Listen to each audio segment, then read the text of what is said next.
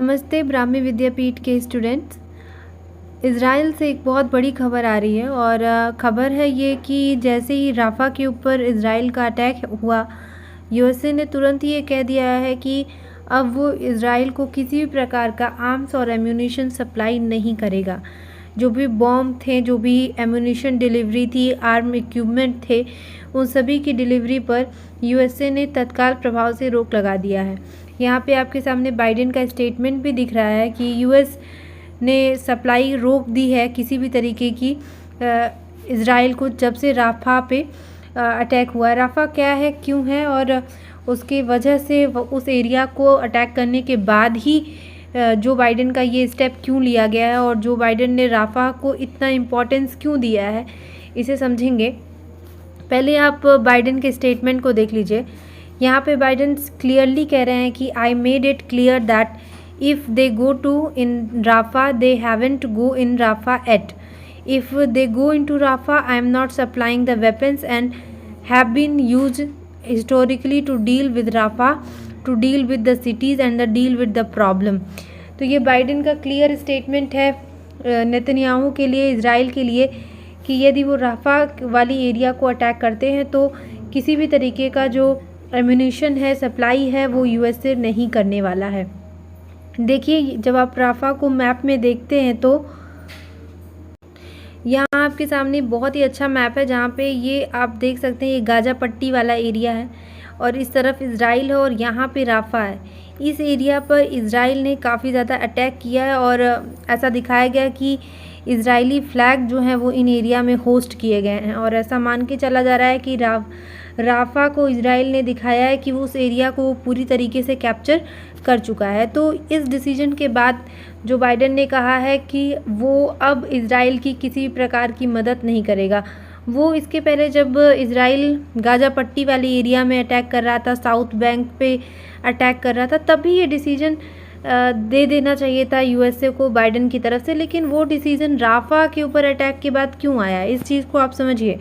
USA की जो अभी स्थिति बनी हुई है वो बहुत ही सेंसिटिव स्थिति बनी हुई है। आपके सामने ये कुछ पिक्चर्स हैं यूएसए और ऑस्ट्रेलिया से, जहाँ पे आप देख सकते हैं यूएसए की जो टॉप यूनिवर्सिटी हैं, जैसे कोलंबिया यूनिवर्सिटी है ना, इन सभी यूनिवर्सिटीज़ में जो स्टूडेंट्स हैं वो बहुत बड़े स्केल पे कैंपस में प्रोटेस्ट कर रहे हैं, यूनिवर्सिटी चलने नहीं दे रहे हैं। और ये कुछ सीन आपको ऑस्ट्रेलिया की तरफ से भी आ रहा है और कुछ तो यूरोपियन जो देश हैं वहाँ की यूनिवर्सिटीज़ में भी अटैक और प्रोटेस्ट देखने को मिल रहा है, जहाँ पे प्रो पैलेस्टीनियन प्रोटेस्ट है, जहाँ पे इज़राइल की जो है वो निंदा की जा रही है और पैलेस्टीन को सपोर्ट मिल रहा है और पैलेस्टीन को बचाने की बात की जा रही है। और इस बात का जोर जो है वो यूएसए पे बहुत ज़्यादा है। इसीलिए मैंने ये बात कही कि जब यूएसए पे खुद पे ये बात आई तो उसने अपने हाथ पीछे कर लिए हैं। ऐसा इसलिए कहा जा रहा है क्योंकि ये जो प्रोटेस्ट हैं वो भले ही आपको यूनिवर्सिटी कैंपसेस तक दिख रहे हैं, पर इनकी जो आवाज़ है और इनका जो इम्पैक्ट है वो बाइडेन प्रशासन तक भी पहुंच चुका है। और जो बाइडेन है वो पूरी तरीके से कह सकते हैं इस वक्त एक ट्रबल में आ चुके हैं, क्योंकि आप सभी को पता है कि नवंबर का जो महीना है, नवंबर 2024 का जो महीना है, आप सभी को पता है कि इस साल इलेक्शंस, राष्ट्रपति चुनाव में बाइडेन को उतरना है। जो राष्ट्रपति चुनाव हैं यूएसए के वो नवंबर 2024 में ऑलरेडी बताए जा रहे हैं इस साल होंगे। तो ऐसे में कोई भी ऐसा डिसीज़न किसी दूसरे देश को लेकर के बाइडेन नहीं लेना चाह रहे हैं जिससे उनकी खुद की कुर्सी जो है वो खतरे में आए। आपको एक बात और समझना होगा, ये डिसीजंस पहले इस वक्त दो देशों में युद्ध चल रहा है। पहला तो आप देख रहे हैं कि रसिया और यूक्रेन का वॉर चल रहा है, ठीक है। यूक्रेन को किसी भी तरीके से, यूक्रेन का तो वॉर चलते चलते लगभग आप देख सकते हैं कि इस वक्त 2 साल कंप्लीट होने वाले हैं, है ना। लगभग तीसरे साल में एंट्री कर रहा है यूक्रेन वॉर को लेकर के, लेकिन यूएसए का कोई भी स्टेटमेंट नहीं आया है कि अब वो किसी भी तरीके का आर्म एंड यूमिनेशन जो है वो सप्लाई करना यूक्रेन को बंद कर देगा।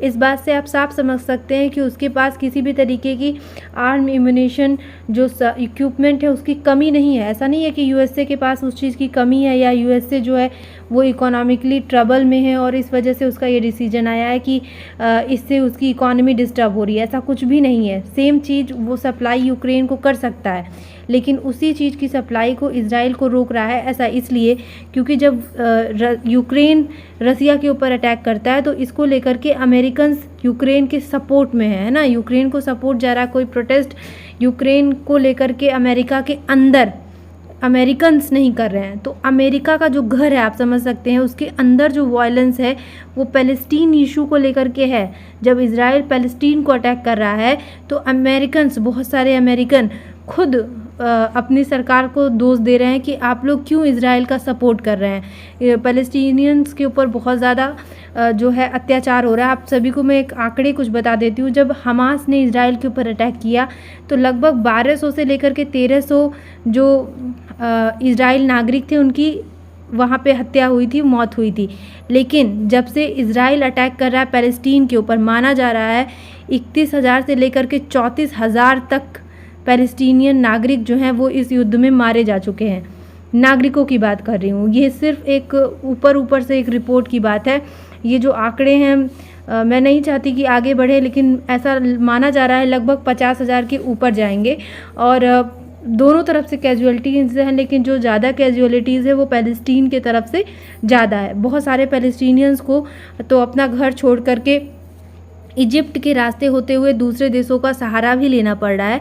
और पैलेस्टीनियन की इस समय स्थिति ऐसी हो चुकी है कि वो अपना घर वर छोड़ करके दूसरे देशों में शरणार्थी के रूप में रह रहे हैं। और ऐसा माना जा रहा है आने वाले समय में बहुत सारे पैलेस्टीनियन को अमेरिका अपने वहाँ एंट्री देने वाला है एज ए रिफ्यूज़ी, है ना। तो यहाँ पे जो स्थिति बनी हुई है, वो जो आग लगने का काम हुआ है इस बार बहुत अच्छी जगह, और वो है अमेरिका के खुद के घर के अंदर।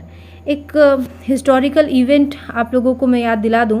1980 का समय था जिस वक्त रोनाल्ड रीगन जो है वो उस वक्त यूएसए के प्रेसिडेंट हुआ करते थे और लेबनान में जो है वो युद्ध चल रहा था।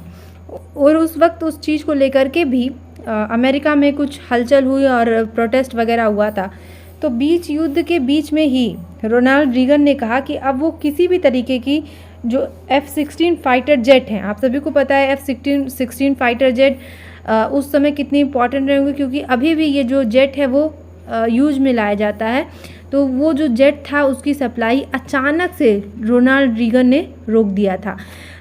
इसकी अगर आप हिस्टोरिकल पर्सपेक्टिव को और डीपली समझना चाहें तो एक बहुत ही अच्छा कोट है हेनरी किसिंगर के द्वारा। हेनरी किसिंगर जो थे वो एक समय पे विदेश मंत्रालय के में काम किया करते थे अमेरिका के, और उन्होंने एक बहुत अच्छी कोट अपने ही देश के बारे में कही थी।